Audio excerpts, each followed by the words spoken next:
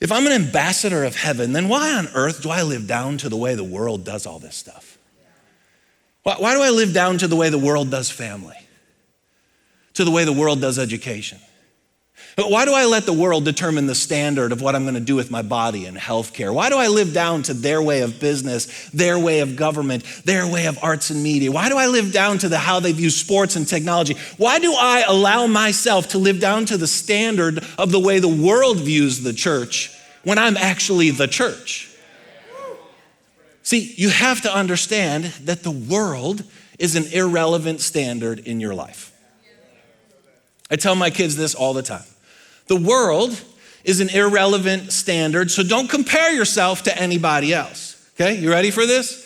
Like, my kids know that I don't care if everybody in the class gets 100 and you get a 50 if you did your best. And I don't care if everybody in the class got a 50 and you got a 95, but you didn't even try. Why? Because that's an irrelevant standard. Some of you, you just kind of like threw up in your mouth a little bit on that one. You're like, whoa. Think about this with me for a second, though. You can have a teacher that gives you an A and requires nothing of you. Or you can have a teacher that gives you a D but requires your absolute best. Okay, ready? Would you rather have an A with nothing required of you or a D from someone who's required your best? And if your answer is the A, you've allowed yourself to live down to the world standards. Listen, I tell my kids, I don't care if no one else is going to practice. I don't care if no one else is doing their homework. I don't care if no one else tries. I don't care if everyone is going to that party. I don't care if everyone talks like that. I don't care if everyone has this and does that and goes here and behaves like this and thinks like that. I don't care. It's an irrelevant standard. What's the standard? To live a life worthy of your calling. To do everything with all your heart as unto the Lord, and to be shaped and molded into the image and likeness of Jesus. Okay, so what's the standard you measure your life against? Because make no mistake about it, you have a standard that you measure yourself against. Might be conscious, it might be subconscious, but you have a reference point, a measuring stick. Somehow you have a way of evaluating your life, your finances, your sexuality, what's healthy, what's good, what I should do with my time, what work should look like. You have a way of measuring all that. The question is that measuring stick coming from the ideas and the images of the world or the ideas and the images of heaven? Why would you let yourself live down to the way the world does family? Because it's pretty broken. But why would you live down to the way they do education? Why would you live down to the way they do business, the way the world views government? Like why are we letting their ideas and images determine how we view our engagement with government? I mean, these are the kinds of questions we actually have to ask ourselves, because the ideas and images you see inundating you from the world around you are totally irrelevant if you understand you're a citizen of the kingdom of heaven. You're an ambassador. You don't even belong in this world. Why then, therefore, would you live down to it? And what we do is we look at the standard of the world, and then as long as we're a little bit better, we feel pretty good about ourselves. That's called religious pride. It's a form of godliness, but it has no power.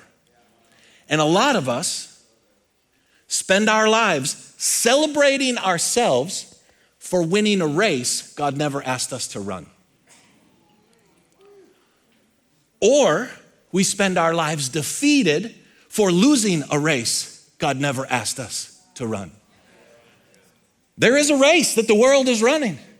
And it doesn't matter if you win it or lose it, because it's an irrelevant standard. You've not been invited into that race. But make no mistake about it, there is a race marked out for you. Let's throw off everything that hinders and the sin that so easily entangles, and let us run with perseverance the race that's been marked out for us. Jesus is the way, the truth, and the life. There is a way, there is truth, and there is life. It is just not the world's way. It's an irrelevant standard. Are you with me on this? Hey, some of you, just here's the thing. Stop trying to win or lose a race God never asked you to run. you would be amazed at how instantly free you would become. Some of you are still thinking, but I wanted the A for not doing anything. I know, that's the problem. In all seriousness, that's the problem.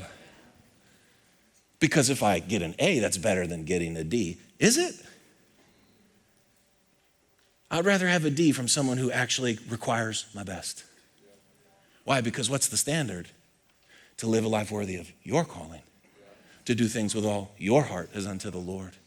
To be shaped and molded into the image and likeness of Jesus. In fact, this is why Peter says, I urge you as aliens and strangers in the world. When was the last time you just stopped and you're like, bro, the reason I don't fit in is because I'm an alien and a stranger around here. So for those of you that have heartburn all the time about not fitting in at school or at work or even with your own family, you're an alien and a stranger. You're different. You're different. Jesus was different. They didn't get him. They called him Beelzebub. They thought he was crazy. They couldn't make sense of Jesus because he was so different. But make no mistake about it, Jesus wasn't weird, creepy, or awkward.